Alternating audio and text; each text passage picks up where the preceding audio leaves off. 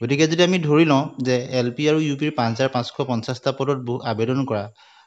সৰহসংখ্যক প্ৰাৰ্থীয়ে ইয়াতো আবেদন কৰিছে, কিয়নো তেওঁলোকে দুটাত আবেদন কৰাৰ সুযোগ পালে। গতিকে ইয়াক ছেকেণ্ড চান্স হিচাপে বহুতেই লৈছে। বহুতৰ টেটৰ নম্বৰ 5550টা পদত থাকোঁতে যিহেতু চি টেট দি থাকিব পাৰি,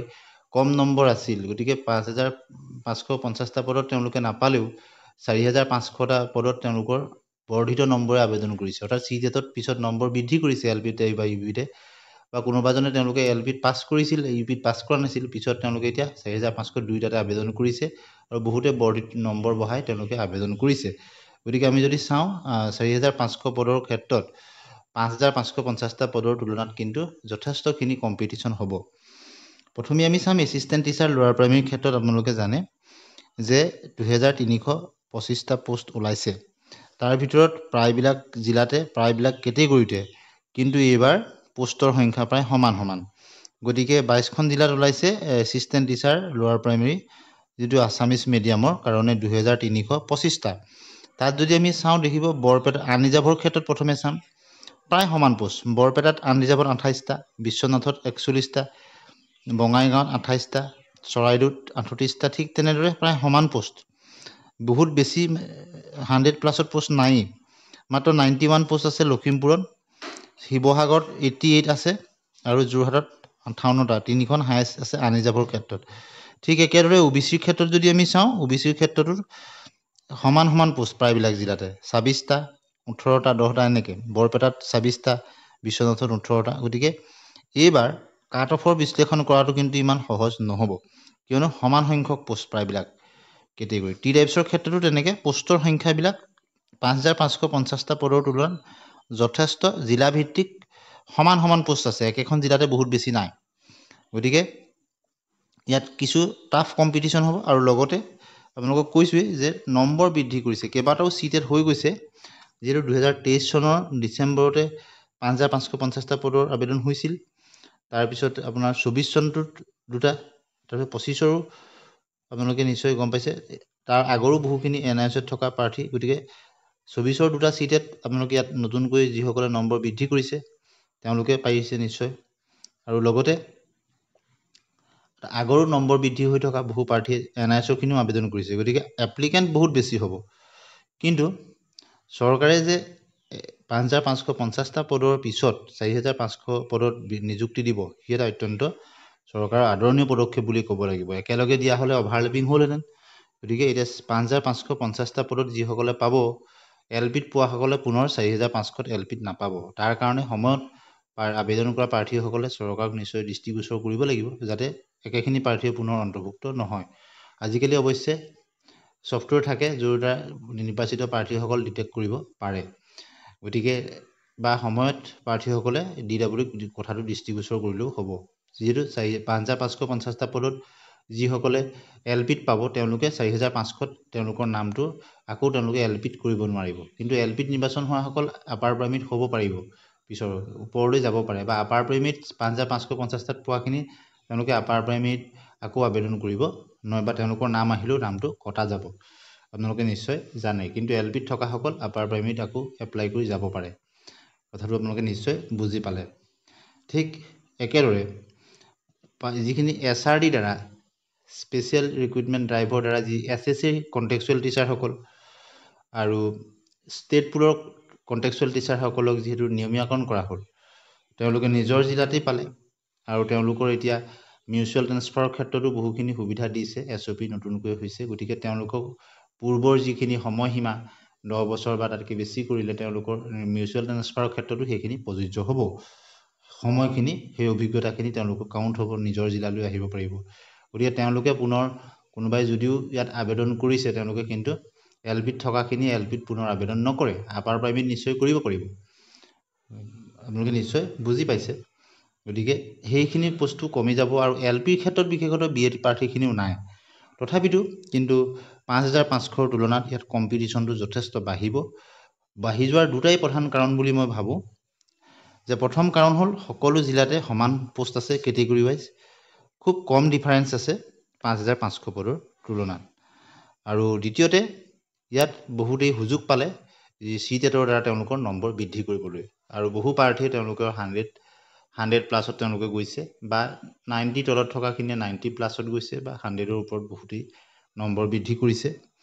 আৰু যিহেতু পোষ্ট 28টা 30টা 40টা 50টা এনেদৰেহে আছে জিলা ভিত্তিক কেটেগৰী ৱাইজ গতিকে ইয়াত কম্পিটিশ্যনটো যথেষ্ট টাফ হ'ব আৰু সেই অনুপাতে আপোনালোকে আপোনালোকৰ নম্বৰসমূহ জনাব ঠিক একেদৰে আমি যদি চাওঁ বেংগলী মিডিয়ামৰ ক্ষেত্ৰতো যদি চাওঁ টোটেল পোষ্ট 475টা আছে মাত্ৰ 3খন জিলা বেংগলী মিডিয়ামৰ কাছাৰৰ ক্ষেত্ৰত 73টা আছে আনিজাবত হাইলাকান্দিত 41টা শ্ৰীভূমিত 59টা আছে 79 OBC MOBCৰ ক্ষেত্ৰতো তেনেদৰে প্ৰায় সমানেই কাছাৰত 31টা হাইলাকান্দিত 21টা শ্ৰীভূমিত 35টা অৰ্থাৎ পোষ্টৰ ডিফাৰেঞ্চ খুব কম টি টাইপছৰ ক্ষেত্ৰত তেনেকৈ 12টা 10টা 13টা এনেদৰে আছে গতিকে একেদৰে যদি আমি চাওঁ বড়ো মিডিয়ামৰ ক্ষেত্ৰতো কেৱল ST প্লেইনছৰ পোষ্ট আছে 55টা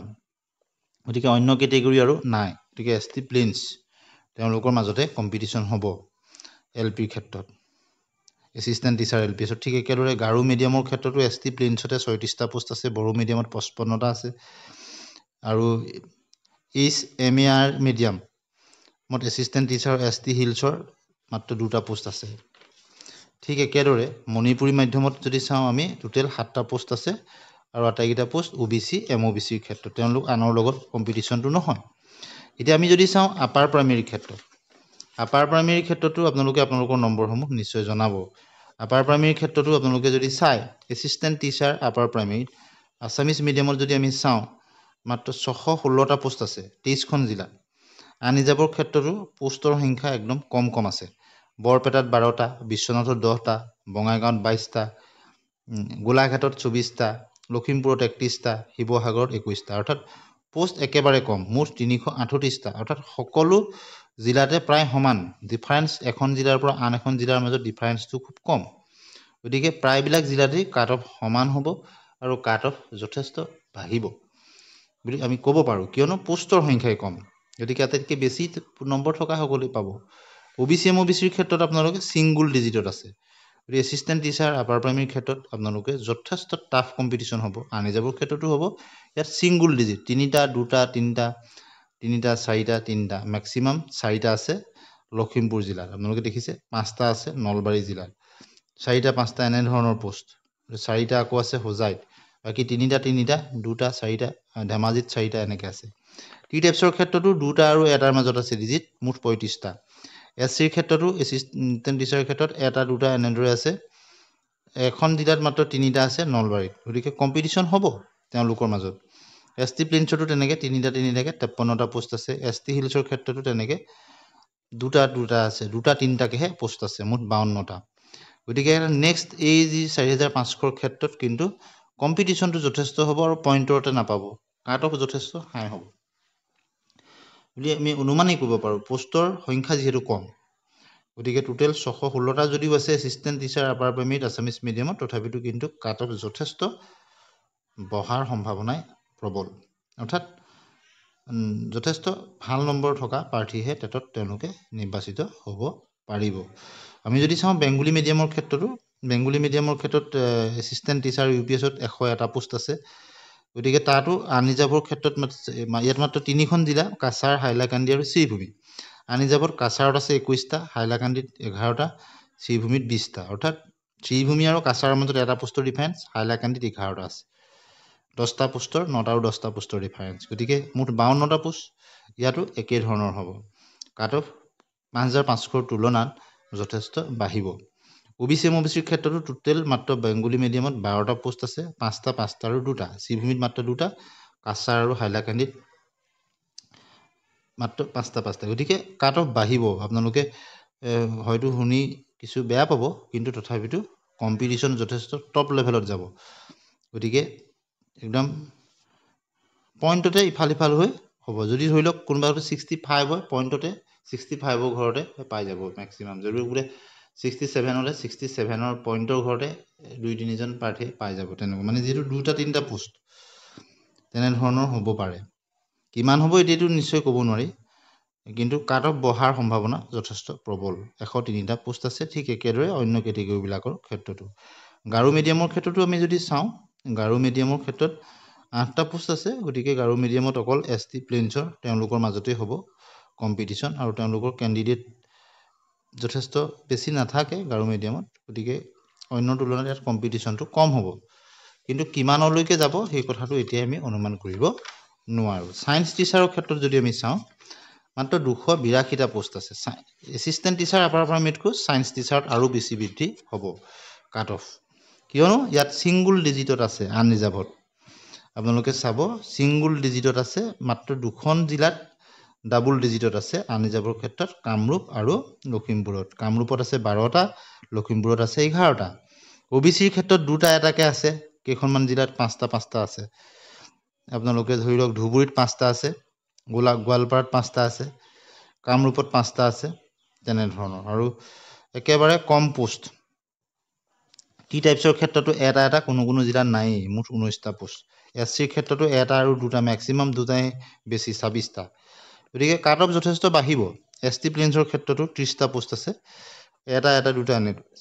এনে এটা দুটা পোষ্টত আপুনি কাট অফৰ বিশ্লেষণ কৰিব নোৱাৰে তথাপিতো আপোনালোকে নম্বৰখিনি জনাব আপোনালোকৰ ST হিলছৰ ক্ষেত্ৰত তেনেকৈ 30টা পোষ্ট আছে PWDৰ ক্ষেত্ৰত 34টা পোষ্ট আছে